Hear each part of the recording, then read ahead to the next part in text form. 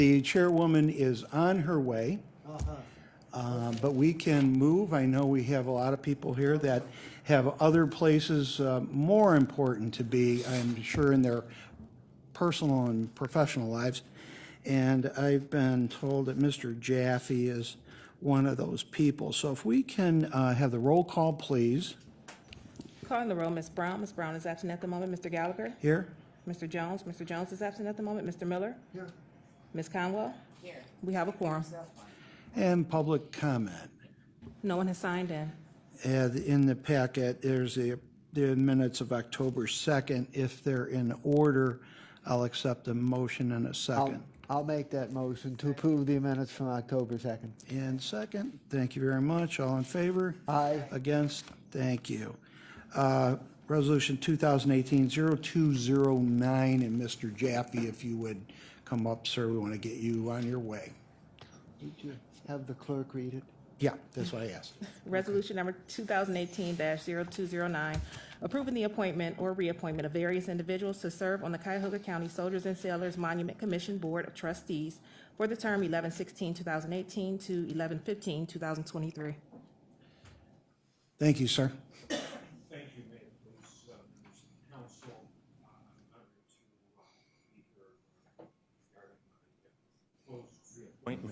regarding my proposed reappointment to Soldier and Sailors Monument Commission. I'm not going to dwell on my personal resume. Copies of my resume have been previously prepared and I understand circulated, so I'll simply defer to that which reflect my personal and professional background and my military service. I've kind of reminded of a saying that was made some years ago by the political philosopher George Santayana, who said, the person who does not remember the past is condemned to the future, which is very appropriate here. I often think that the basic functions of the commission, which I've tried to pursue with the help of the excellent other members of the commission and the staff, is twofold: information and education. The monument, I'm always pleased when I see people coming in, whether they're elderly, whether they're teenagers or little kids, that they see a building that represents not just the present age so that we see what's transpired, but also the history, both the history of the United States as relates to the Civil War, as well as the history of Cleveland, the building having been designed by Schofield, who's also known for other architectural works. So I think it's particularly important that the commission continue its work, particularly noting that next year will mark the 125th anniversary of the commission, and special programming is going to be planned for that in future meetings of the commission and the staff. I've enjoyed my previous years on the commission, and I ask for your favorable consideration. Thank you. Thank you, Mr. Jaffe, and as you said, I know you have to go. This is a reappointment. I'd like to thank you for your past work. I think at least since this new government's been in place, I've noticed a major change in how the monuments run and the shape in which it's in. I hope we've had a little bit to do with that, but I'd place that mainly on the group that is in control of it, and that would be this commission. And I for one, am grateful for that. Are there questions for Mr. Jaffe? Thank you, sir. Thank you, Mr. Gallagher. Could we have Mr. Prasse, and then we'll take Mr. Slawinski's a new appointment.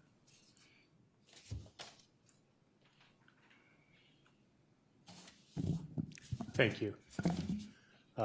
Ted Prasse, I've been here before. Many of you know me, some don't. I've served as president of the commission for several terms now, and I'm happy to report that we have a very strong group of commissioners. Both Mr. Jaffe, who you just heard from, and Mr. Slawinski, who you will hear. I remind you, he was a member of the commission until he was appointed to the local bench and stepped down because of that. Both are veterans, both are valuable to our group. And we have an interesting mix, of course. I'm Navy, Mike is Marines, and Don is the Army with a focus on state. So it gives us sort of that sensitivity. As you know, our monument does not belong to the city of Cleveland. The space that they're on Public Square is considered public space, and by Supreme Court ruling is open to the public, but is not owned and controlled by the city. So that was a challenge for us as a group with the redo of Public Square, and I think we weathered it in a form that allowed us to have a significant impact on the planning around the monument itself, so that I think it's worked to the betterment of the monument and the square. I'm happy to answer any questions or give you more detail. Thank you, sir, and my previous comments hold for you. I appreciate what you all have done there. I think it's been masterful, at least the past 7.5 years. And I know things were difficult and they're much better now. And we look at the group doing that. And thank you for that. Any questions for Mr. Pressey? Yes, Mr. Miller? Good morning. Thank you for your service. And my first question is whether the upgrade of Public Square has had any impact on visitor participation at the Soldiers and Sailors Monument. Thank you, Councilman Miller. It is certain that our visitorship went up. I attribute at least some of that to the fact that more people came downtown to the square. Of course, we had the RNC and a lot of activity, and both of those, you know, the idea of being available. 90% of Clevelanders and people in the county know we're there. Maybe 10% know that you can go inside and experience really the 9,000 names, the memory of those who served from our county during the Civil War. So that's a long way around to say, yes, it had some. I don't think we can attribute all to the redo of Public Square. Second question is whether there's any issues of physical repair that are currently being worked on, or are we pretty well caught up on things that need to be done? Thank you. We are never completely caught up, and there are a couple of things going on. One is, with the support of the county, we're working on the exterior surfaces, the upper esplanade. Some of that is held up because we have to go through the State Historic Preservation Office. And so we have to make sure we have compatible materials and we use them in the right way. We're also planning for the 125th. So we've begun to have discussions actually with GE Lighting about potentially lighting the spire so it's available in the evening. We're also looking at re-waxing the statutory pieces, the assemblies outside. They tend to turn green because they are bronze. And as always, there will be issues. What moves where? We're going to replace our lift because it's failed several times. But again, I remind you that we have, I think, about $200,000 in a special account here from funds we raised at the time of the renovation. So we would look to draw upon those funds as we engage in extraordinary maintenance and some of the capital items. So, for example, repairing the lift, replacing a portion of it, and upgrading it is something we'll come back and ask for approval to withdraw from those funds that are here. Okay, thank you. Thank you. The chairwoman is here, so I turn it over to her capable hands. Good morning. My apologies for my tardiness. I think Councilwoman Conwell has a question or comment. Through the chair to Mr. Pressey. So you said it's about $200,000 funds in the special account. Does that go toward any of the renovations? Well, it's designated for capital and extraordinary maintenance. So from my standpoint, I'm going to try and both husband it and use it wisely. Okay. So I'm dancing around your question a little bit, Councilwoman. And that's fine. Can you give us a rough estimate of what those repairs, what's the dollar amount for that is needed? I know we've always talked, since Soldier and Sailors Monument, there's been repairs that have been done, and just wonder where that was left off. So yeah, I can't give you an overall because it would be a guess. We're waiting to hear back from GE Lighting about a plan. There are three basic pieces to it. One would be to light the spire. The second would be to put LEDs around the exterior lighting and also shining out through our stained glass. One of the things that happens at night is that's kind of a light sink, right? You don't see anything. We have this beautiful stained glass that could be lit better. And then we have the four different statutory groups on the outside to look at lighting them. And we spoke with GE about the various pieces. I don't have a price on that. The statuary re-waxing is going to be someplace, again, we're getting quotes, someplace between $10,000 and $20,000 is our expectation. Okay, and that lasts a long time. It should last several years. Okay. And you spoke about the planning on for the 125th. When is that? So 125th dedication anniversary is July 4th. We're anticipating doing something, we've had a group working on this now for a while. We anticipate probably a rededication ceremony on July 6th, which is the Saturday. We also are aware that the All-Star game, baseball game, will be in town the following week. So we want to both coordinate with it and be careful that we don't step on top of it. Parking may be an issue. But it would be nice to get a little more publicity about it. Okay. Our intention is to do a multi-month kind of a thing, have a variety of programming. The Sons of Union Veterans National Convention is in Cleveland in August. These, of course, are the sons of those that were members of the Grand Army of the Republic, who actually were the group that caused the monument to be built. And so there's a direct link there, and we've been in talks with the GAR. So in the beginning of August, I forget the exact date, maybe. GAR? I'm sorry, the Sons of Union Veterans. Okay. Which is the Grand Army of the Republic. The GAR is the acronym. And I know back in the beginning there was some issues in terms of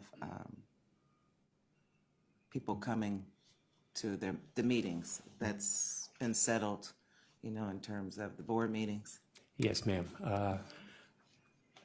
And I can't tell you whether that was overblown or not. Okay. I will tell you that both in that time and this time, I think the board members have been valuable. We hold the meetings at the monument itself, and we have very good attendance.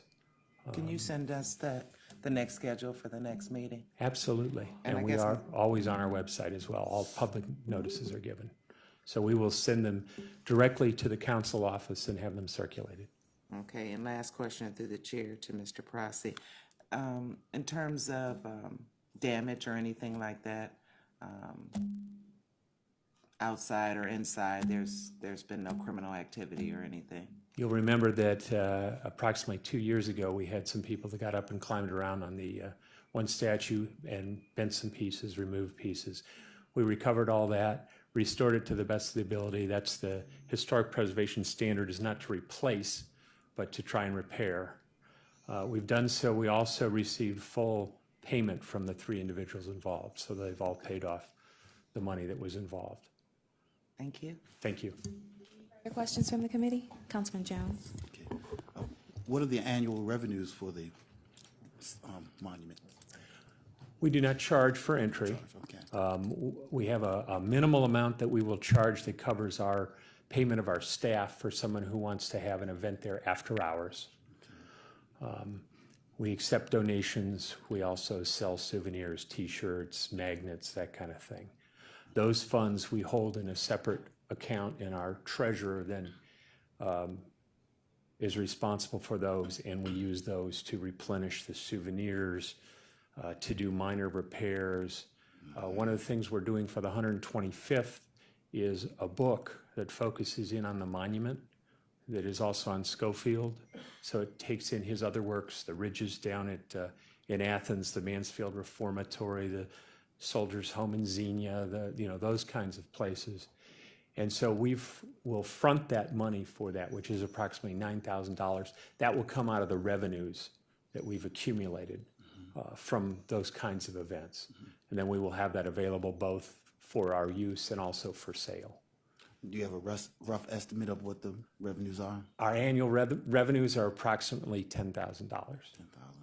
And are you able to operate in the black each year? Yes, we are. And of course, we're doing it with the help of council, which provides us with the funds for our staff and our utilities and our renovations and those kinds of things. But otherwise, we do operate in the black because most of our expenses are covered through the county. Okay, thank you. Thank you. Just a follow-up question on that. You said Yes. you mentioned special events. Just curious as to what the cost is to host a special event and the capacity. Well, we have a fixed capacity by law by the fire department, which is approximately 140, but our special events fall into two categories. One is during public hours, we will have special events. For example, very often we will have a recommissioning or a change of command ceremony for one of the active duty service people in town. Those we don't charge for during regular hours. We've also had some tunnel tours or where we've opened up extra hours. Those generally run about $100, plus we require them if they're going off of the normal public space to show insurance liability coverage. Any other questions, comments, or concerns from the committee? Okay, thank you very much for Thank your you. presentation. You might ask yeah. Mr. Slawinski about these special events since he used to chair that committee. Will do. Thank you for the heads up. I think next up we have Mr. Slawinski, but I think Mr. Seren has something he'd like to. Okay, all right, Mr. Slawinski, if you'll come forward and state your name for the record and your background as well as why you'd like to serve. Thank you very much, and good morning, council members. Good morning, Chairwoman Brown. My name is Michael Slawinski, and the first thing I would tell you guys is that I come from a long history of veterans in my family. My grandfathers were both World War II veterans. My father's a Vietnam veteran, and I myself served in the Marine Corps, although I appear to be the first one that served during peacetime, which was, fortunate for me. But that history that runs in my family is the reason why I want to serve on the Soldiers and Sailors Monument Commission. It's the reason I served prior. This would be my second appointment. As Mr. Prosty mentioned, I stepped down when I was appointed as judge of the Cleveland Municipal Court. But I served for about approximately 5 years on the commission. And during that time, I greatly enjoyed serving with the other members of that commission, including Mr. Prosty. And I feel that we were able to make a lot of advances. We were able to take some of our processes that may have been, not quite firmed up or nailed down, and such as the special events that we had. During my time on the commission, I helped establish a procedure for when people were requesting special events to make sure not only that everything was in writing and everything was agreed to ahead of time, but to make sure that the process was fair for requesting the monument, whether it was off hours or during hours. I previously served as a treasurer of the commission and as secretary of the commission, and I look forward to providing some of my background, not only as a judge, but I have prior service in the Attorney General's office as well as the Ohio Lottery Commission, and I think that those experiences have given me a unique focus on some of the issues that come up when you're in public service, ethics issues, things of that nature, and things that I've been around for a long time. So again, I enjoyed my past service on the commission, and I appreciate the council's consideration, and I do hope to be appointed again for a new term, and I'd be happy to answer any questions. Thank you very much, and pardon me if some of this has been addressed, but what would you say as a person that's coming on would be the mission and vision for the board? I think Mr. Jaffe mentioned one of the most important missions is, I think, education, and make sure that I serve not only to give back to veterans, but obviously to help make sure that we remember the veterans that have served in the past, and in this case, it's particularly the veterans of the Civil War. So I think education is the primary mission of the monument, to make sure people come in, and I imagine most of you have been in the monument, and you know that when you walk in there, you just get a sense of the history in there, and when you look around at all the names on the walls and all of the statuettes that surround the inside of the monument. Is there an interest in increasing any revenue generating opportunities? So I would defer to Mr. Prosty on that, since I've been away for a couple of years. I think that's always, when you can do it appropriately, that's always a mission, I think, of any steward of public land or public trust. So if there are opportunities, I've helped the commission in the past explore those opportunities. And certainly if they come up again, I'd be happy to make sure that if we do it, that it's in a respectful way. Obviously, we don't want the space to become a bazaar where you're selling, trinkets and things like that. But we ensure that it's a fair process and that it's respectful to the purpose of the monument. Any other questions from the committee? All right, there being none, thank you very much for Thank you very coming much. and your time and attention. We really appreciate when you come down. It's always good to put a face with the name. So if there's no further questions, comments, or concerns, then does this need to go second reading suspension? Okay. Khalil Sarin, County Council staff. I just wanted to request, if the council sees fit, to suspend the rules and approve this on second reading. And the reason why is that the next opportunity for approval is the 13th. These terms start on the 16th, and this will be a rare opportunity for us to approve these things before the term starts. I would appreciate that. And additionally, there is an executive committee meeting on the 20th. And I don't necessarily think that it's necessary for these appointments to take place before that, but it can't hurt. Okay. Duly noted. So I'll make a motion to move this for the full body of the council under second reading suspension. Do I have a second? Second. It's been moved in second. If there's no questions, comments, or concerns, all in favor, please say aye. Aye. All right, thank you very much. Council Clerk, will you read the next item into the record? Resolution number 2018-0211, adopting various changes to the Cuyahoga County non-bargaining classification plan.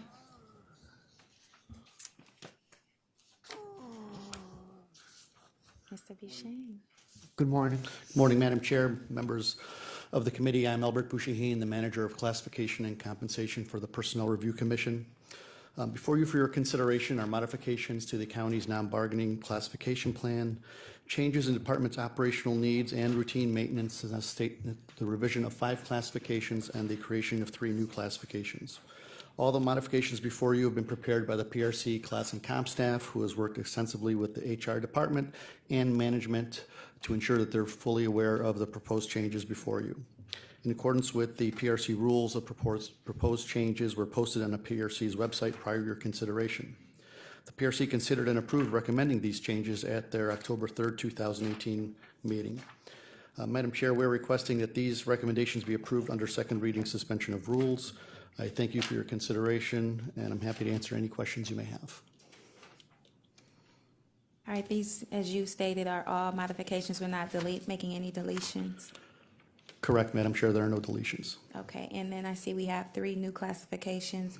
Are there any incumbents in these classifications? Not currently, ma'am. Madam Chair, these positions, if not when found necessary by the departments, will be filled, posted and filled at that point. Okay, and for the revised classifications, any incumbents? There are incumbents in the HR, human resource generalist, the purchasing agent, and purchasing analyst. All have incumbents. None of the pay grades changed except that of the purchasing agent. There are 3 or 4 incumbents. My understanding is all of their salaries fall within the new pay grade, so I don't anticipate there being any fiscal impact at all. All right, I'll open it up to my colleagues for any questions, comments, or concerns. Councilwoman Conwell. Through the chair to Mr. Buchanan, are any of the proposed new classifications tied with the ERP in any way? They're not specifically tied to the ERP, but, Madam Chair, to Councilwoman Conwell, but what we've done is when we create new classifications, particularly in the IT department or in human resources, that we reference the future work that's going to be needed when the ERP gets implemented.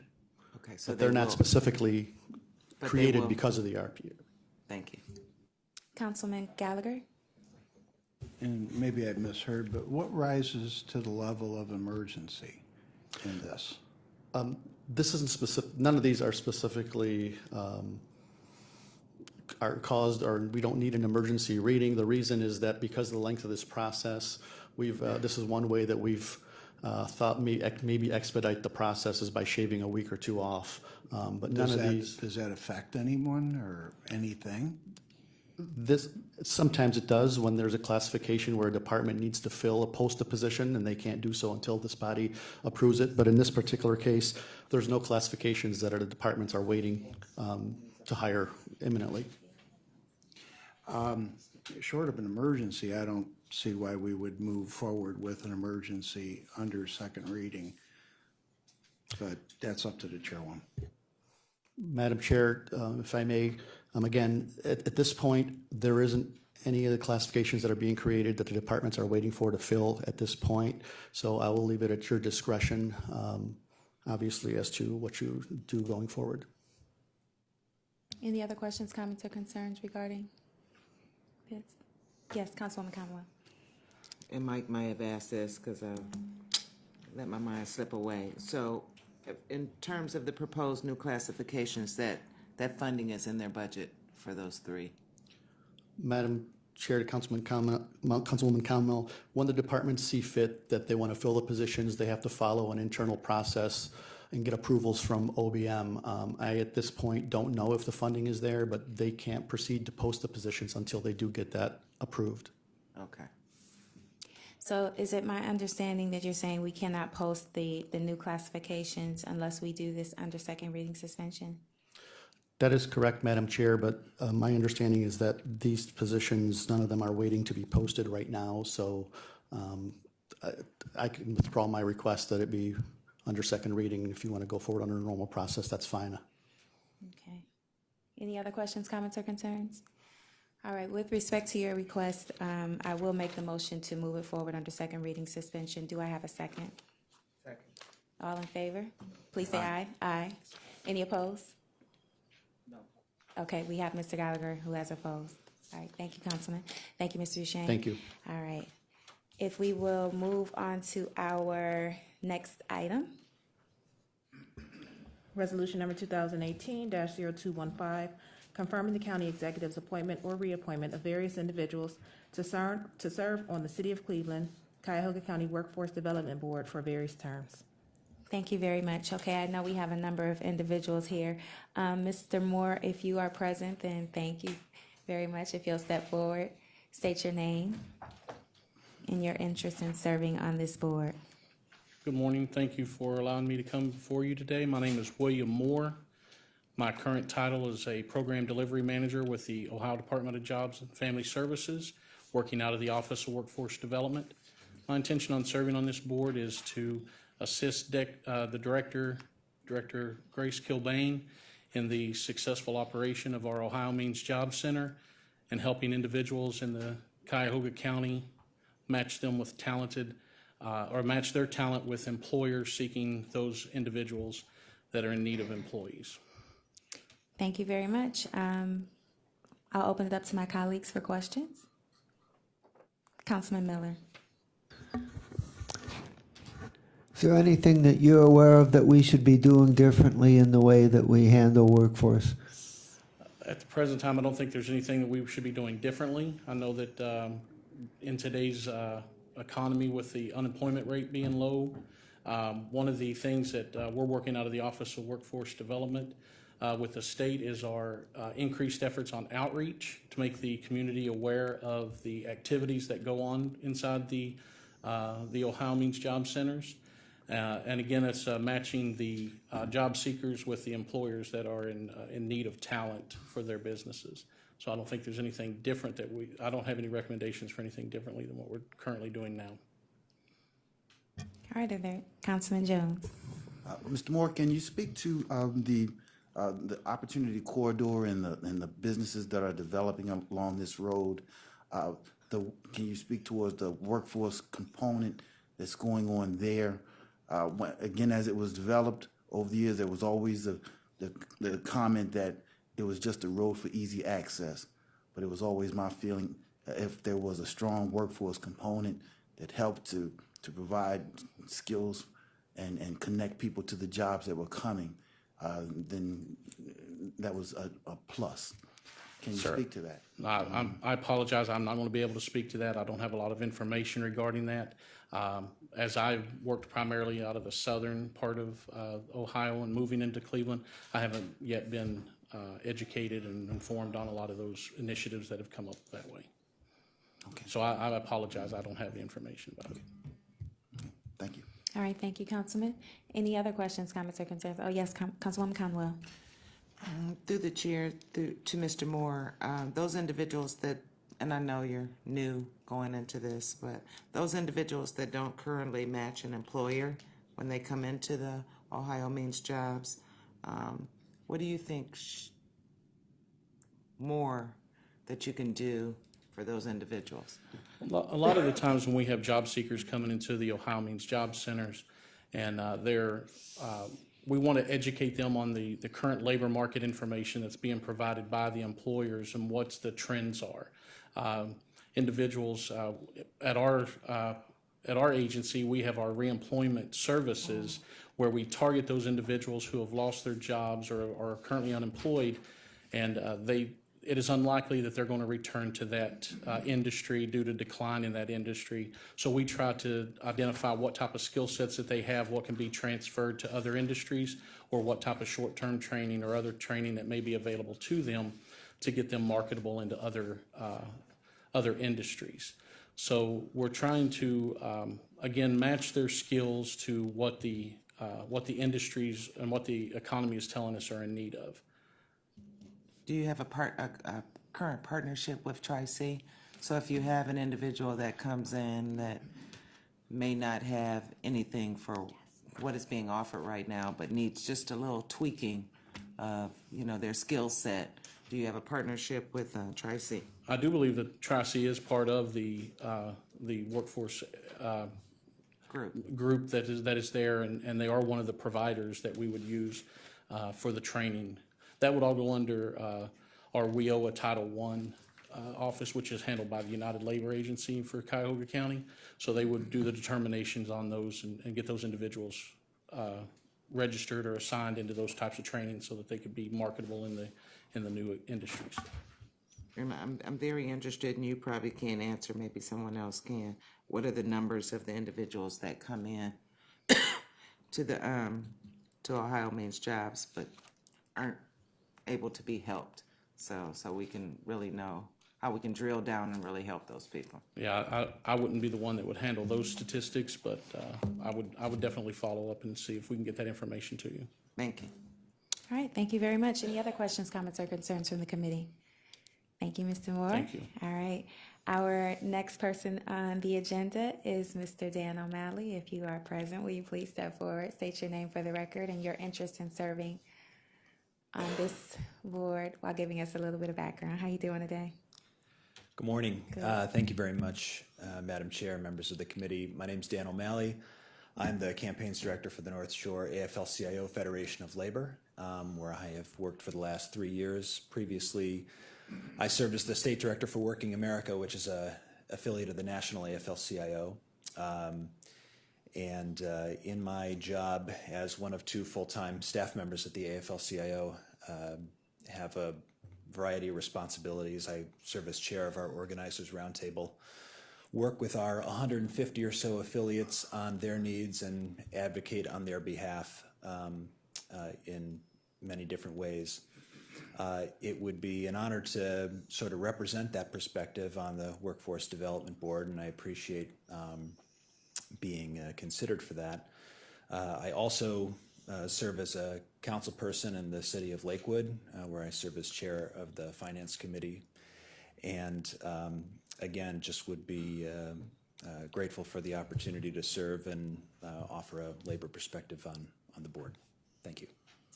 Thank you very much for your willingness to serve. Councilman Jones, do you have a question? No, I Oh, don't. okay, I'm sorry. Councilman Miller? Madam Chair, you didn't mention one of your strongest assets, which is that you're a resident of the 2nd County Council District. Forgive me, yes. I would like to thank you very much for your willingness to serve in this capacity, and I recommend Councilman O'Malley very highly as a person who's very knowledgeable in local government and labor issues. Definitely be a strong asset. And my question is, the previous speaker, Mr. Moore, mentioned about the currently relatively low rate of unemployment that's prevailing. And my question is is it the same small group that's persistently unemployed, or is it that the people who are unemployed tend not to be unemployed for real long, and it keeps becoming a new group of people that are unemployed? Well, I think certainly in talking with a number of our members, they may be they may have been unemployed from one job and taken another where they're factored as being employed for the purpose of those statistics, but aren't really achieving their maximum potential, which is why we stress so highly apprenticeship programs. We have been working very hard, just even in this last year, to really put a focus on manufacturing apprenticeship. We had a high-wage manufacturing apprenticeship summit which we co-hosted and participated in back in March, and then our national AFL-CIO had a manufacturing apprenticeship accelerator that we partner with Pennsylvania as well to co-host here in Cleveland in May. And so for a state like Ohio, where we have, next to California and Texas, we have the highest number of folks who are interested in manufacturing jobs here, making sure that we are having them skilled and prepared for advanced manufacturing and jobs that have high wages, as opposed to perhaps being factored as technically employed, but not really in the right job and high wage jobs, which we certainly want to make sure that the opportunities are there for them to achieve. Thank you, Mr. Miller. Any other questions, comments, or concerns? Well, I echo the sentiments. I've had the privilege of working with Mr. O'Malley as well, and I think he would be a fine addition. One of the things that I neglected to do before opening the responses up for the candidates, or at least the presentations to the candidates, is acknowledge Michelle Pomerantz, our regional director, and I'd like to at least open the floor and ask if there's anything additional you would like to add, and if you could share with us the replacements for the current appointments and reappointments. And I think if there's nothing else you'd like to add, Mr. O'Malley, I'll turn it over to Ms. Pomerantz. Okay, thank you, Madam Thank you Chair. so Thank much. you. Thank you, Chairwoman Brown. The Workforce Innovation and Opportunity Act has created a Cleveland-Cuyahoga County Workforce Development Board. It's a 34-member board appointed by Mayor Frank Jackson and County Executive Armand Bhootish, with the majority representing local businesses and the balance representing higher education, economic development, organized labor, and other workforce-related programs and partners as required by the legislation. The Workforce Development Board is responsible for the strategic functions of workforce development as well as the oversight of operations and services delivered through the Ohio Means Jobs, Cleveland-Cuyahoga County Centers, and Access Points. And in terms of appointments and replacements, the Executive Director, Ms. Grace Kilbane, is here to help support any other communications around replacements. Dan O'Malley is replacing Harriet Applegate. And I think that the board was expanded to create some of the positions, so not everybody is replacing somebody else. One of the appointments, the new appointments are William Moore, Dan O'Malley, Shauna Marbury, who is replacing Deb Janik from Greater Cleveland Partnership. Deborah Vesey, I believe, is a position that was open and she's not a replacement. Correct, Grace? Ingrid Angel was in that position before. Through the chair, can Grace give you some other information on that? Sure. Oh, okay, good. Absolutely. Thank you. Thank you. Good morning. Good morning. Yes, thank you, Michelle, members of council. So the board currently has term limits. So after 2 3-year terms, you're required to go off of the board. So some of the replacements are because people went off the board because of term limits. Others are because, maybe their job changed or they moved out of the area or what have you. So all of them at some point had somebody in it. The board was not expanded recently. Okay, so there's 34-member board, but, so Camille Ali, do you know who he's replacing, Grace? Actually, Camille has been on the board now for 3 years, so she's a reappointment. She's a mandatory candidate representing the Office of Disabilities, the Ohio Office of Disabilities, which is required to be a required member of the board. And Dave Wondolowski is a reappointment? Yes, and Dave's here. Yep. Susan Sheehan? Susan Sheehan is a reappointment, and she is required to represent the Aspire program, which is adult basic learning and education. And Jason Shank? Jason is here, and he is a reappointment. He's also serving a required seat for labor management apprenticeship programs. Okay, 3 more. Dave Merriman? Dave Merriman is a reappointment, and he is also here. And then the last 2, Michael Jeans and LaToya Smith. Both reappointments, yes, and they're both, well, Michael's here. I don't believe Natoya could make it today. And LaToya did submit a letter. Okay. And Grace, if you could share with us, Mr. Moore is who, if he is replacing someone who? So Mr. Moore is also in a required seat. When I say required, federal law spells out the composition of the board, which has to be 51% business, 20% workforce. Then there are 8 members who are specifically required under the law. So those are some of the ones that I just mentioned. Mr. Moore is actually replacing Monet Givner in a required seat for a federal law called the Wagner-Preiser Act, which is also known as the Employment Service. The U.S. Employment Service has been around for a very long time. It's a required seat. He is replacing Monet Givner, who was moved by the state to a job in Columbus, and the state requested us to nominate Mr. Moore as a replacement. These required members are joint appointments of both Mayor Jackson and the county executive. Will we be at 100% filled upon completion of these nominees? I believe we still have just a couple more to go. Couple more vacancies? All right, and then while I have your attention, is it possible you could share with us the diversity makeup as far as gender and ethnicity? Yes, I can, but I don't have it off the top of my head, but I can Okay. give it to you by the end of the meeting. Okay, that would be great. All right. Are there any other questions, comments, or concerns from the committee? Councilman Miller? It appears from the term dates that these appointments should have come to us before July. Is there any reason why these took so long in getting here? I would, basically, we have delivered nominations and have been working with the office to get the appointments made. Through the chair, that would be because there's finally somebody that's in place that is managing this in a way that kind of continues to try to bring forth as many nominations to make sure that we have boards that are in compliance. And we expect that continued compliance will continue. Thank you. Councilman Miller, any further questions?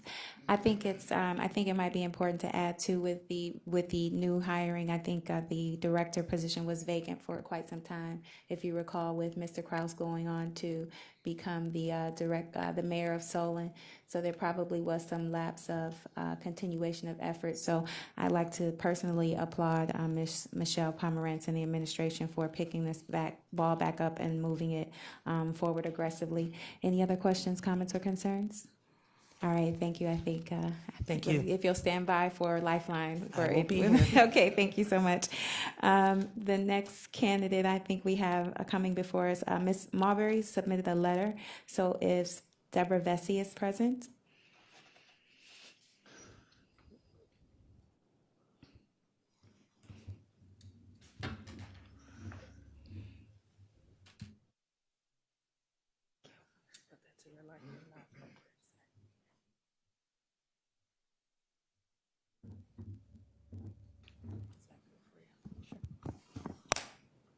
Good morning. Good My name is morning. Deborah Vesey. Thank you for your consideration today. I am president and CEO of Deaconess Foundation. We are a philanthropic organization formed back in 1997 from the sale of Deaconess Health Systems in the Old Brooklyn neighborhood. We have been a philanthropic grant maker in the community since 1997. And recently in 2014, we made a decision to focus primarily on workforce development and specifically career pathways. As a result of that, I have gotten very engaged in those types of efforts, and it's very important for us to work with all of the other partners and actors in the workforce system, that being government, nonprofits, education and training, and employers. I have served, and our foundation has been a member of the Fund for Economic Future since its inception in 2003.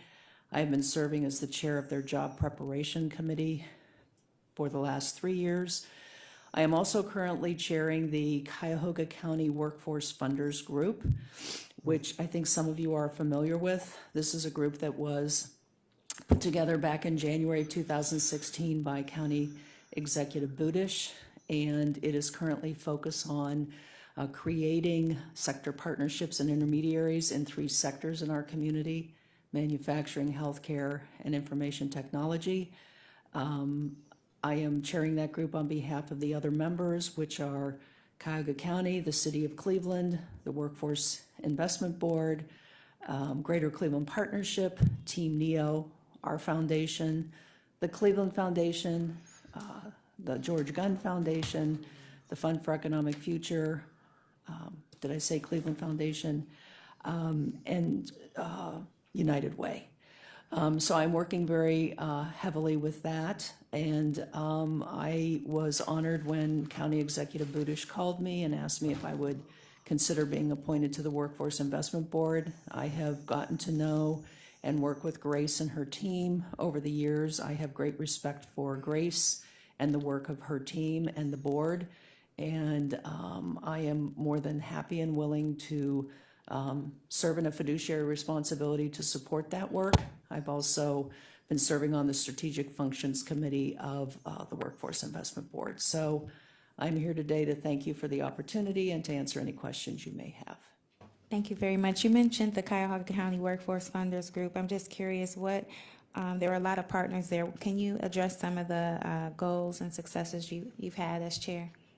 Well, initially, when it was convened by County Executive Bhootish and then Chief of Staff Sharon Sobel Jordan, I was not chairing the group. Sharon was. With her departure in February, I took over as chair. Prior to that, there was a larger sort of action plan that the group had talked about in trying to transform the workforce system. And then there were specific targets and action steps identified. This creation and putting in place the building block of sector partnerships and intermediaries is the first specific action item that this group has taken. That work started in June of last year when we hired a consultant to come in and tell us about this best practice and to learn from that. The funders group in January of this year approved what they had heard and determined that we wanted to have this best practice here in our community, and empowered the group to say, let's go ahead and put this forward. So I would say from the perspective of during my term as chair, our success has been that we have been able to talk through this best practice to identify a way to approach it. We designed a budget of $2.5 million over 3 years to fund these organizations called Intermediaries, which will support the sector partnerships. And the county, I worked with Jack Schron and his Economic Development Committee, and then County Council, and I'm very grateful that County Council has approved up to $1 million for this effort. Deaconess Foundation has approved $450,000, and the other partners are approving funds as we speak. So we do have a commitment for the $2.5 million over the 3 years. Our goal is to first select the manufacturing intermediary in December of this year, and then our next focus will be on the healthcare intermediary, probably in second quarter of next year, and then the information technology intermediary at the end of the year. So our goal by the end of 2019 will be to have selected these intermediaries, and those intermediaries would then get hard to work in putting together the sector partnerships and beginning to identify the programs in order to address the supply-demand gap in those particular industry sectors. Thank you very much. I'll open it up to my colleagues if you have any questions, comments, or concerns. Councilman Miller. Good morning, and thank you very much for your willingness to serve. You seem to be right in the middle of this whole workforce enterprise, and we need your kind of expertise. My question is the $2.5 million for the sector partnerships, is this one time or will additional investments be needed to sustain the intermediaries? So the $2.5 million is a funding for a 3-year period. We learned from the consultants that in other cities, it takes that level of a 3-year period or runway for the intermediaries to get the sector partnerships formed and for them to begin to work together as a group to move forward on their particular pain points in their industry. We also learned and the group will be working with the intermediaries over this 3-year period to help them get things up and running and to begin to talk to them about what is the sustainability plan post the 3-year period. We have learned that each one is very different depending on the sector as well as the city. What we have learned is that the successful sector partnerships will bring in the other areas like education and training and others, nonprofits, those in the field. The employers themselves at some point will begin to financially support the sector partnership. They will have access and better understand other types of government funding, both at the state and the federal level. There will be more understanding of how to access national philanthropic funding. There are some national funders very engaged in this space, JP Morgan Chase being one of them. There may be some level of need for a lower level of support from the philanthropic and possibly the government sectors. But effectively what we have seen in the examples that have been given to us is that they can and will remain sustainable beyond the 3 years.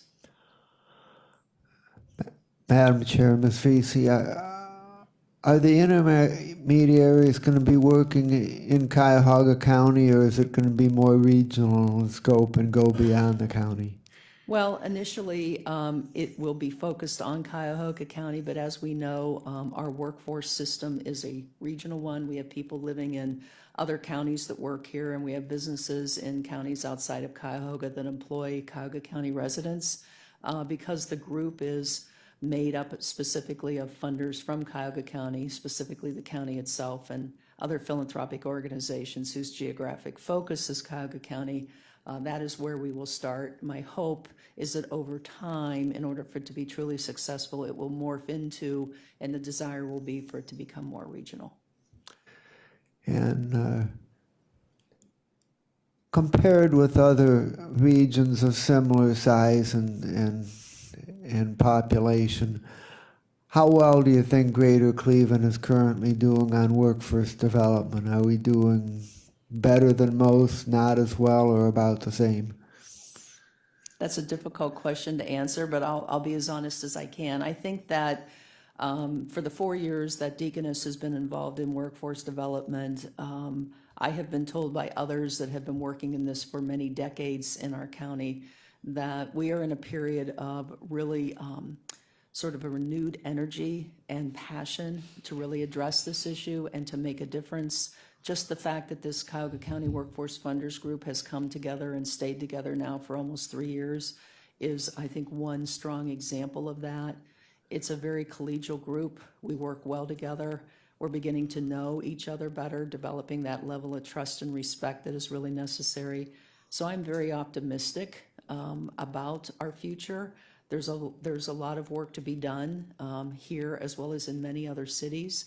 And I think that we have to be patient and address specific problems, work on them, and then move on to the next. But I would have to say that the type of funders group that is working together, sitting at the table, meeting monthly, and talking through these issues is of huge benefit to the community.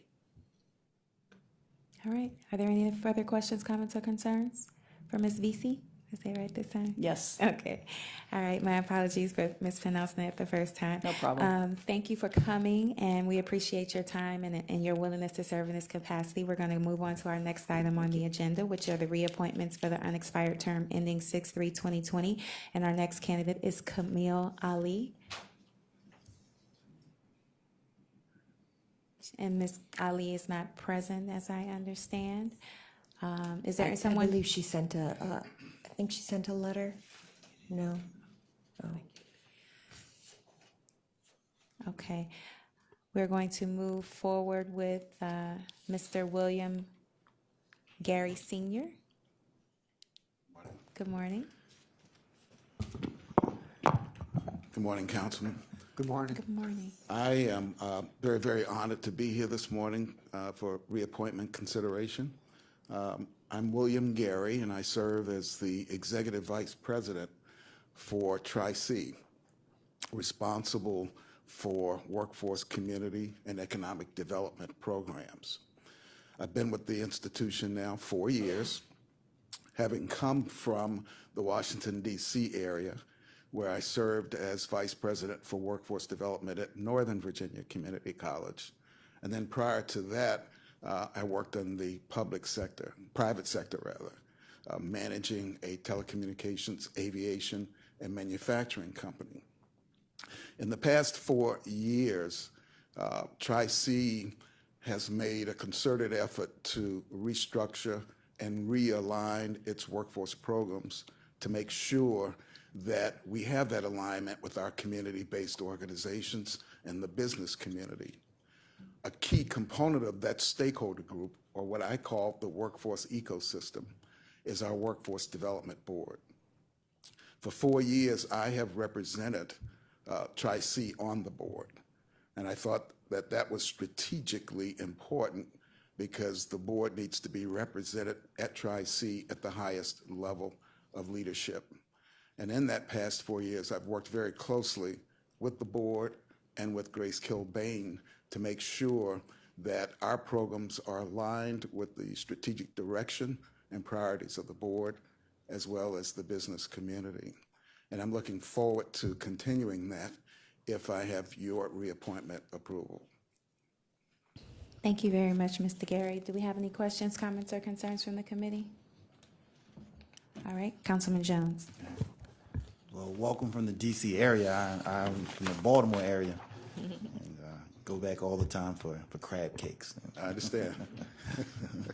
Yes. And one question is, you've served on the board for a while. Can you speak to my earlier question around the opportunity corridor, those biotech companies that are developing, and has there been a strategy amongst the board or a conversation at any level around the workforce development for the residents in that community that this opportunity corridor passes through? Let me answer that 2 ways. First of all, I think the entire discussion and activity of the Opportunities Corridor is a work in progress. At the board level, we've had considerable discussion regarding how that should manifest itself in terms of preparing a workforce and aligning not just the roadway, but the business development aspects of that and the skill sets that are going to be required in order to fuel those hopeful businesses that are going to locate in that area. So the board has discussed things like aspirational goals.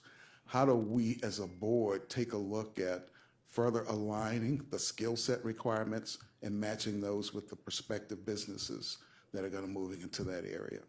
Again, I think a lot of that is still a work in progress. The community college is working very closely with the board to make sure that whatever skill sets are required, we are prepared to prepare those individuals and to make them job ready. Okay. This is less of a question and more of a comment in the overall brainstorming strategy. There is a local church in the area that is currently working with Ohio Means Jobs, where they have Ohio Means Jobs coming in and helping to craft a kind of a workforce component for the residents of the church and the members of the church and the residents of the community, so that they're now formulating efforts to come in, bring the community into the church, and Ohio Means Jobs comes in and matches the skill set to the neighboring companies that are in that area, those biotech companies. And as I watch their efforts, I can see something. What's kind of what I'm seeing is a parallel between what county does with our churches in terms of food pantries. The county brings in the product, and the church provides that space, opportunity, and the workforce and the manpower. So I'm seeing the beginnings of something. So I just wanted to kind of share that with you. Well, I appreciate that. Part of my objective for the college is to make sure that the participants in that whole ecosystem, which includes, by the way, the church community, are all aligned so that we're not duplicating or replicating effort. In order for us to be successful here in Northeast Ohio and in particular Cleveland, we've got to engage the ecumenical community. And workforce development is more than just preparing people for jobs. Once we train them and make them job ready, we've got to look at housing and how that impacts the whole ecosystem. We've got to look at food, nutrition. Transportation is a key. I think one of the earlier individuals talked about the broad bandwidth, if you will, with respect to the delivery system going beyond the county. Many of our employers are moving outside of the county, but are affording our county residents opportunities. So we've got to bridge that transportation gap to make sure that not only can we train people, but they can get to the jobs. The churches can help us with that. And we are very, very involved with the church community. We meet with them almost monthly to talk about workforce development challenges and issues and how that entire ecosystem can work together in order to address some of these challenges and issues. Well, I agree with you on the holistic approach. It's simple. I think we know if you have a house in one neighborhood, that same house could have a greater value if it's in a more affluent neighborhood. It's the same in the more impoverished areas. You have to look at it holistically, as you said. Strong local businesses, strong housing stock, good schools, all of those things go together. My next question is, as I look to, again, strengthen the partnership between this corridor and the residents, are you aware of boards, others that, what are the governing bodies other than the ones are you aware of any governing bodies that have a role in the decision-making other than this body? And Well, I know that the county and the city are involved in a lot of this discussion and activity. There are other boards. I sit, for an example, on the Fund for Economic Future board. There's a lot of discussion regarding Opportunity Corridor, the structure of that corridor, the outcomes to make sure that three elements, job creation, job access, and job preparation, are designed for the individuals in the corridor area that are going to be impacted. You have other organizations, Team NEO, that's involved in some of these activities. Our college population is involved in those discussions. So you have a lot of different groups that are participating in the planning and the execution of that project. The workforce board, I think, is going to be critical to make sure that from a job preparation standpoint and a strategy, that our voice is heard and our policies and processes are reviewed and acceptable to that particular project. okay, thank you. Any other questions, comments, or concerns from the committee? All right, thank you very much, Mr. Gary, Thank you for your time consideration. and your willingness to serve on this body. Our next candidate up is Mr. Dave Wondolowski. Mr. Wondolowski, if you'll step forward, state your name, and give us a little background on why you'd like to continue to serve on this board. Morning, Council. Dave Wondolowski, Executive Secretary and Business Manager for the Cleveland Building Trades Council. And this is my second full term that I'm here for today on the Workforce Development Board. And it's an important board. Obviously, our role with workforce development and apprenticeship programs it puts me in a unique position to be able to be there and to provide some valuable input. All right, thank you very much. Are there any questions, comments, or concerns for Mr. Wondolowski? All right, Councilman Jones. Dave, again, congratulations on a successful previous term and wish you much success in the future. Sure. Considering the vote. Can you speak to some of that, what you have experienced over these last 6 years? 6 years? Some of the successes and challenges? I think that the board provides a valuable service to sectors of the community that don't really really realize what opportunities there are for jobs in the area.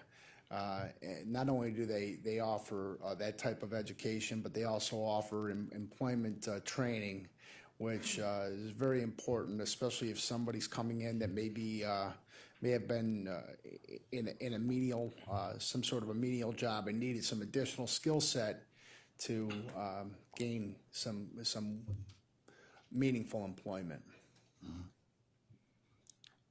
Any significant challenges you see on the horizon, or?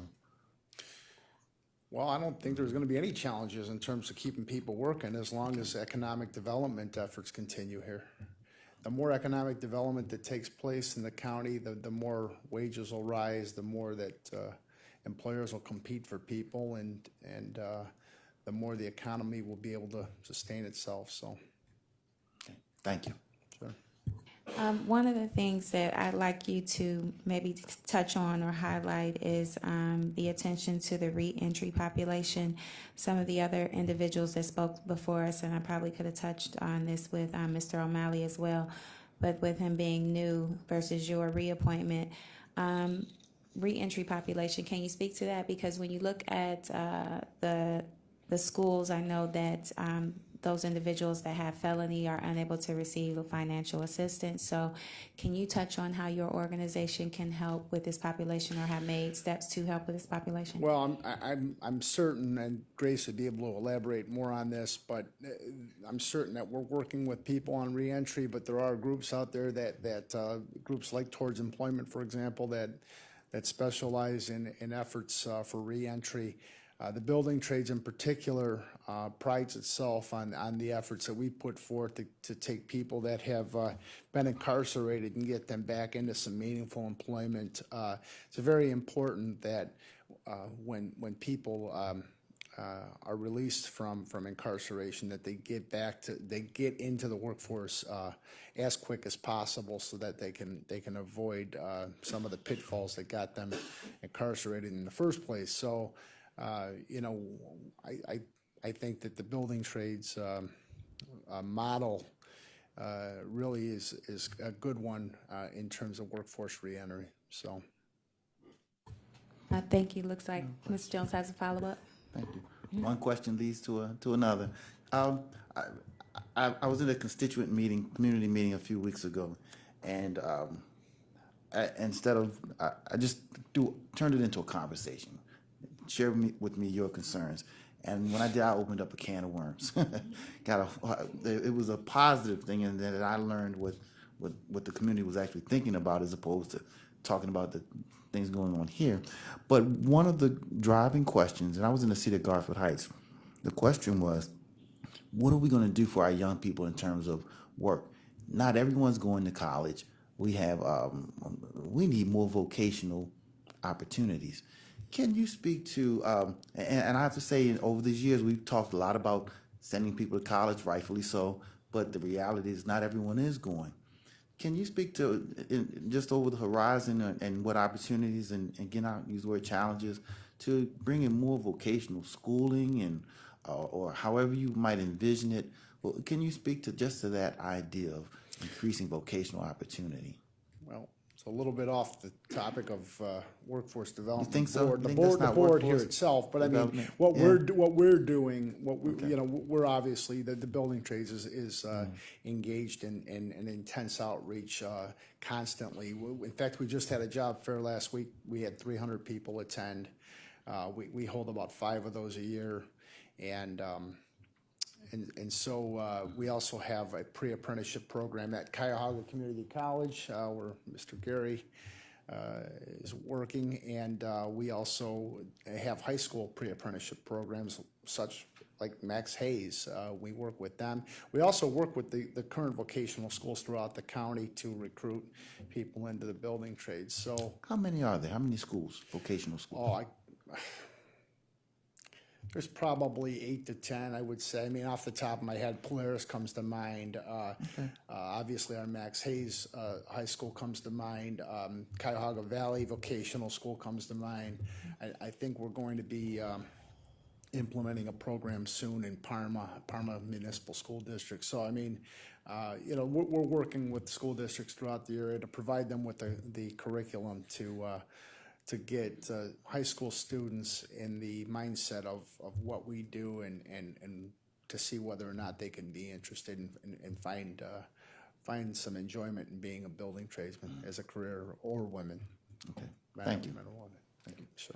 All right, thank you, Councilman Jones, and I just want to echo his sentiments. I think that some of us of this body see workforce development as an early opportunity for our young people to acquire the skills to be able to live productive lives in their society, and whether that means going to college, preparing them for a vocation. It is my personal hope, and I think Councilman Jones would agree with me, that this body is keeping that population in mind, because they certainly are our future. So. Well, I keep it in mind. I wouldn't be here today without the apprenticeship I served under bricklayers. I didn't graduate from college, so I understand the importance of vocational training because I lived it. So. Right. It's certainly a pathway to the middle class without incurring some of the debt and that you do when you go to college. And I'm a supporter of both. So, but we need to have those pathways available for all people so that they can again be productive citizens in our society. If there are no further questions from the committee, thank you so much for your time and your willingness to serve. Our next candidate listed is. It has notified us that she couldn't attend. Ms. Sheehan has fallen ill this morning, so we wish her a speedy recovery. Our next candidate up is Jason Shank. Mr. Shank, if you will come forward, state your name for the record, give us a little bit of background and why you'd like to continue to serve. Good morning, everybody on the council. My name is Jason Shank. I am currently, I think I had sent in a resume that you can look through, but currently I run the apprenticeship program for the plumbers, Union 55, and I have served in that capacity for almost 10 years. Prior to that, I was an instructor. And I also did serve an apprenticeship, so a lot of my desires and heart with the Workforce Development Board is to bring this idea of apprenticeships, and as we've seen that there's been a big increase of want or need of starting of apprenticeship programs and funding for that. So I lead a bit of a voice on the board for the past 3 years for doing that, everything from starting apprenticeship programs to pre-apprenticeship programs that was mentioned previously with other speakers and other schools that are also in attendance. So there's a community of that working. I was brand new. This is a reappointment. When I started 3 years ago, really had no idea what the Workforce Development Board was. And when I got in, it took a while to get your feet kind of settled, but through getting on the governance committee and working out bylaws and policy changes and what to do and how to do, I've kind of got my feet a little bit steady on some of that. I still don't know all the players, but I'm always there to participate and to make sure that things, as you have mentioned before, that we've talked about, JVS training, joint vocational training, things in high school, things post-high school, to make sure people know those opportunities are there for not just building trades, but for manufacturing and everything else. The apprenticeship programs are going to bring middle class back. So. Excellent. So you touched on something that probably would be advantageous just to give me a little bit of background. You said you took a little while to get your feet wet there. So what did you expect versus what you actually got when it came to this particular board? The size and the scope, and who was there and what each individual part does and how they interconnect gets very difficult to understand sometimes, especially coming from not being part of that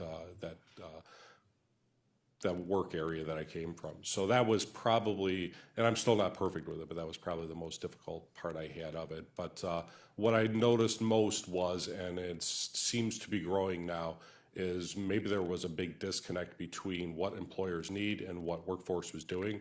There is a big push now under Grace's direction to bring that together and to have those discussions. I serve on my bosses that I serve for my apprenticeship program. Half of them are employers that employ plumbers and apprentices and journeymen, and the other half are actual people that belong to the union. So I'm used to having to be with those two sides, and I noticed that there was a split there that has gotten closer over the past 3 years. Happy to hear that. Any questions, comments, or concerns from the committee? We'll start with Ms. Conwell. To the chairwoman, to Mr. Shank, from your perspective, what needs to be corrected? For the Workforce Development Board, going forward, I think we've really straightened out the bylaws and the policies and getting everybody on board, streamlining processes so everybody understands where things are going.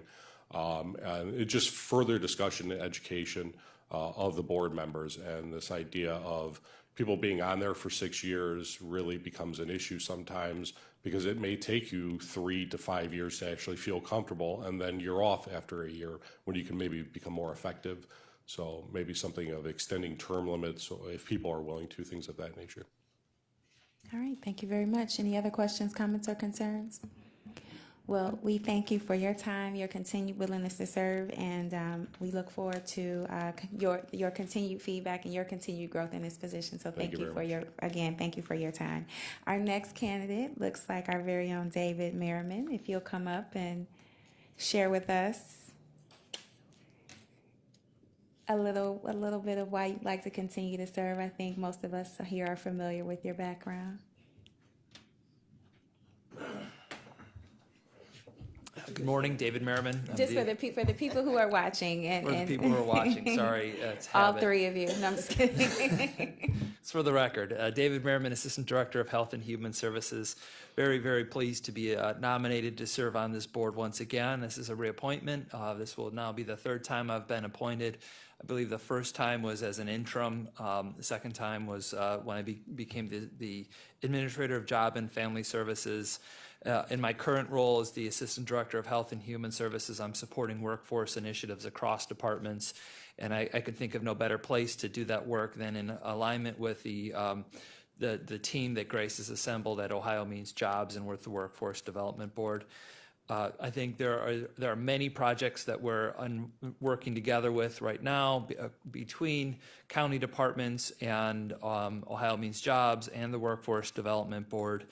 And I can say that for myself, our relationship, the relationship between the teams, the relationship between the county and the board, the relationship between Job and Family Services and Ohio Means Jobs has not been better in my experience. I feel that we're beginning to search for ways where we can integrate our services. For many years, we've had the ability to co-locate. We believe we're moving beyond that, and I think in our sights are some opportunities for us to really improve the ways in which we all center on the needs of clients, the needs of communities, and the needs of employers. Those are, I think, what drive us. And I think as we really move into this next year, there are going to be some very exciting things for us to share. And ultimately, this work really carries out the mission of the Workforce Development Board under the leadership of Mickey Tubbs and the rest of the executive committee. I think that group is really providing a lot of oversight and leadership and some great strategic thinking. You've heard that today from people with much more experience than I have in workforce, but I count them as kind of peers and partners as we take on this work. The last thing that I would say is, I think there, as we all move forward, I've heard from several council members really questions about how we can really focus on the needs of residents, especially young residents, and communities. I do agree that is got to be a priority. There are things that we can do and we are doing, but I also would hold out that there are also many people that are in the middle of their careers that we should be very concerned about. I think right now youth is an extremely popular area to focus on, as is workforce. Workforce is one of the it things right now. But for me, I believe that individuals and families in the middle of their career that took on jobs that really are difficult. I think a lot of the medical professional jobs are very difficult and can be demanding and can really have a toll on a person's body. So I think that really the value of the Workforce Development Board and Ohio Means Jobs is, I think it's a place that people can go throughout their career, throughout their life, and find new opportunities. And I think we're going to need more of that as more and more people move on from jobs that were really physically demanding into jobs that are beginning to get into administration or hopefully some form of technology. I'm confident that Ohio Means Jobs and the Workforce Development Board will be thinking of ways to address those needs and those interests. I'd be happy to answer any questions you have. You emphasized, or at least I heard you talk about the population has kind of been what some of us might consider displaced. Can you speak to, because you're in the thick of things, can you kind of speak to the target demographic, if there is such a thing as far as the Workforce Development Board goes? So, I think that's one of the key areas of Workforce Development Board. That's one of their 3 program areas. It's youth, adults, and dislocated workers. And so I'd rather have Grace talk about how dislocated workers are how those funds come to us, what the grant and the program expectations are. From my vantage point at the county, my concerns about dislocated workers are maybe a little bit different. I certainly know they're aligned. I'm more concerned about families that I meet, and frequently they're mothers with teenage children that have been, say, for example, an SDNA, or they've been a home health aide for many years, and physically they're no longer able to do that work. Their company, the jobs still exist in our communities, the work still exists, but I'm really hearing about people that are saying, I've got training, I've got experience, I can do this work physically. It's becoming harder and harder, and there's going to be a point in which I can't do it anymore. And that's really where I think a lot of the conversations that I'm hearing, people are saying, how do we skill up those individuals, and so they're not needing as they age to be in such physically demanding jobs. Those aren't dislocated workers by definition, but what I do think is there are people that have really entered a job, they haven't gotten the training, the education, they need to get a better job, and that's who we really need to be focusing on as well. So when you talk about that population, exactly how do you focus on them? Are those something that your caseworkers take on and make recommendations for them, or is it a come in and learn about it based on your circumstance? Yeah, absolutely. That is something that our team works on. And ultimately, I think the first thing we have to do is, really follow the one-stop model. And we've got this amazing facility in 1910 Carnegie that has all the services a person could ask for. And, for many people, the initial barrier is education. They don't have a high school diploma, or they don't have the literacy levels they need to move on to an advanced education. I think it really needs to start there. I think the second part that we do have to really think about is, what are the jobs for them to be looking at? We don't want to train people for a job that may not exist in the next couple of years. So this is where I think the sector partnership strategy you heard from Deborah Veazey about, and I think, Grace and her team, they've been leading sector partnerships for years. They just completed a grant on sector partnerships. And so they're very well aware of where is our industry moving, or where is the local economy moving, and what are the jobs we need to be training people for tomorrow. And that training has to start today. The barrier removal has to start today. And so it starts with things like the Aspire program and GED and high school equivalency and literacy development. It also includes barrier removal, giving people access to transportation or the expense, revenue to pay for the expenses to get a new job. And I think that's where we're all coming together. We recently placed 8 job and family service staff at Ohio Means Jobs. So we can, as someone goes in there, they can explore our benefits as well as OMJ services. And I think that co-location has helped people so they only have to go to one place. But really what the staff are all saying is, well, now how do we integrate? How is this not just about you talk to 2 people? How can you talk to one person that can do both things for you? And I think that's how we help the working poor, right? The families that are getting our benefits but also needing workforce services, we need to wrap our services around them, not make them go through all the different doors and programs. Because I think when we do that, we will address the barriers. We will help them be prepared for that next better job. Okay. Any other questions, comments, or concerns from the committee? All right, thank you very much. Is your position one of the ones that would be considered required or mandatory in your leadership capacity, or you're just fortunate? To my knowledge, and Grace can correct me on this, there does need to be a TANF representative appointed to the board because of the alignment between TANF and WIO. And my position is filling that expectation. Okay. All right, thank you very much. Grace nods yes. Yes, for the record, that was affirmed. Okay. Thank you. Thank you. All right, our next and final candidate, as I understand, Ms. Smith is not present but has submitted a letter. So we're going to request Mr. Michael Jean step forward. State your name for the record, give us a little bit of your background and your desire to continue to serve on this board. Good morning, Madam Chairwoman, council members. My name is Michael Jeans. I am President and CEO of Growth Opportunity Partners, or Growth Ops, located here in Cuyahoga County. My background is I'm born and raised in Cuyahoga County. Professionally, started my career in accounting with KPMG Securities with Morgan Stanley and a long banking career. I had the opportunity to create Growth Ops, which is a community financial institution that provides advice, counsel, services, and capital to small, mid-sized companies located in low and moderate income communities. When our capital goes toward creating jobs or working capital, we like to focus on what we call quality jobs or meaningful wage jobs. It's not that we begrudge a low-income job, but there seems to be preponderance or a presence of those, and we like to support the creation of opportunities for individuals to exit or escape poverty. I am here at the pleasure of the county executive on behalf of the board for reappointment. I have a particular interest in workforce within Cuyahoga County and across the country, and workforce as it relates to participation of citizens across the geography, not just particular segments of the population. I lecture across the country, sit on panels. Recently I was in Chicago on this topic, representing my organization on quality jobs. I sat on 2 panels there. We had maybe a couple thousand folks who were in attendance, and it's while I was on a panel, it's an opportunity to learn what's working and what's not working in other areas and bring back whatever I can to this community, not so that we can be a replica of any other community, but that we can be the best Cuyahoga County that we can be.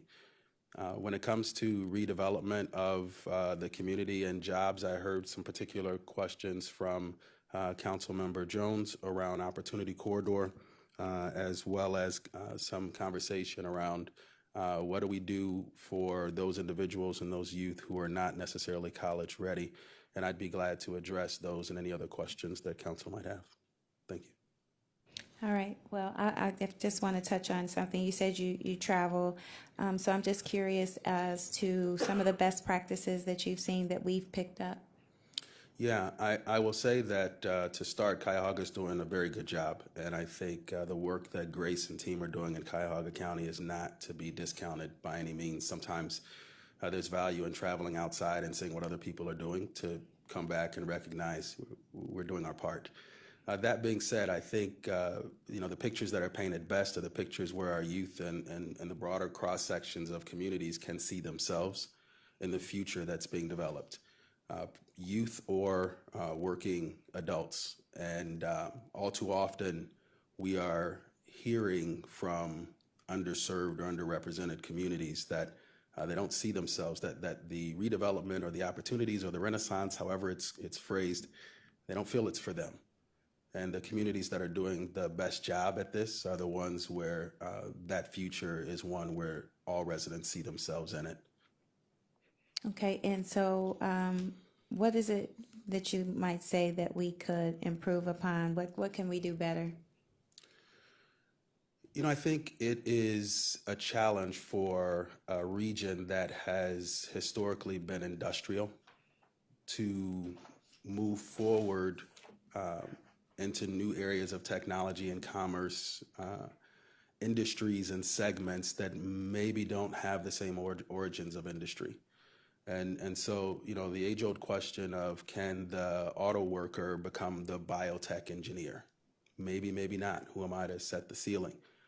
I think we can do a better job at better understanding the labor force we have on a person-by-person basis, and not just the jobs that they can perform today, but what's their capacity, and how do we create opportunities for them to secure jobs that they can secure today, but grow into and earn into maximizing their capacity.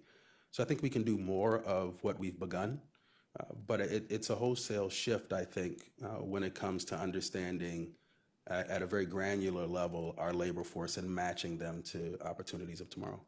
I guess the one question I'll ask, and then I'll open it up to the committee. We have a number of learning institutions. Do you think, I have to take my hats off to Tri-C. It seems that they are shaping their curriculum around what it seems to be some of the jobs of the future. Do you find that to be the case with our other learning institutions, or do you think that we need some improvement in that area? Yes, I think whatever we do, we will always need improvement. I think one of the greatest assets in this community, aside from our workforce, are our learning institutions. And so hats off to William Gary and the team at Tri-C. I will also tip my hat to the Levin College of Urban Affairs at Cleveland State. One of the things that our institutions of higher ed do maybe better than anyone is they mine data. They are the greatest, I think, aggregators of data. And perhaps there's more that our institutions could do. Perhaps I think I'm going to put the responsibility on myself to better connect to some of that data that I think could really help us in our pursuits. And no disrespect to our fine institutions around Cuyahoga County in the state of Ohio, but it just occurred to me while we're speaking. Do our institutions here provide pathways for our residents to remain here, or do we find that our community goes out and beyond and explores other areas of the country that causes brain drain? So it was just a question. So no, I appreciate that. So I'll turn it over to Councilman Jones. I know he has a couple questions, looks like. And any others? All right, and then Mr. Miller will follow. Thank you, Madam Chair. And again, my questions have been thrown out. I think you've heard them. If you could speak to opportunity corridor, workforce opportunities for residents, out just in your own way. Sure. Speak to it. One of the projects that we're working on at Growth Ops is it's in partnership with JP Morgan Chase, and it's identifying the characteristics of companies that can create or sustain what we call meaningful wage jobs. That's a job that has a path beyond minimum wage and the associated benefits, at least one of the associated benefits, paid time off, health care, 401k. The income allows a person to perhaps become eligible for a mortgage, and that's where working class can begin to at first build equity, therefore wealth. And the second is the retirement plan, 401k. That's the other place where working class individuals can begin to build some kind of wealth. So what we're working on is identifying the characteristics of companies that can create that, so that we don't see what we too often see in urban renewal projects, and that is the creation of a preponderance of retail. And I can name off the companies, but I don't wish to disparage any because they each have value. However, in concentration, retail jobs typically do not create meaningful wage opportunities, not in enough mass to make a difference. And so the work is designed for places like Opportunity Corridor and others to identify quantify, I should say, the labor force that's currently there. I talked a moment ago about capacity, and overlay that with the kinds of companies that can create those meaningful wage opportunities. If you looked at this from a linear perspective, there should be an on-ramp. I don't begrudge, again, the low-income job. I once needed one, right? And as we continue to build skills and competencies, then hopefully we can earn more. I'm of the opinion that if we get Opportunity Corridor right, as well as our other areas of redevelopment in our inner cities, then there won't just be the low-income job, but there'll be a better-paying job and a higher-income job, so that we can stop having the conversation around transportation being a barrier. That's an income and economics barrier, right?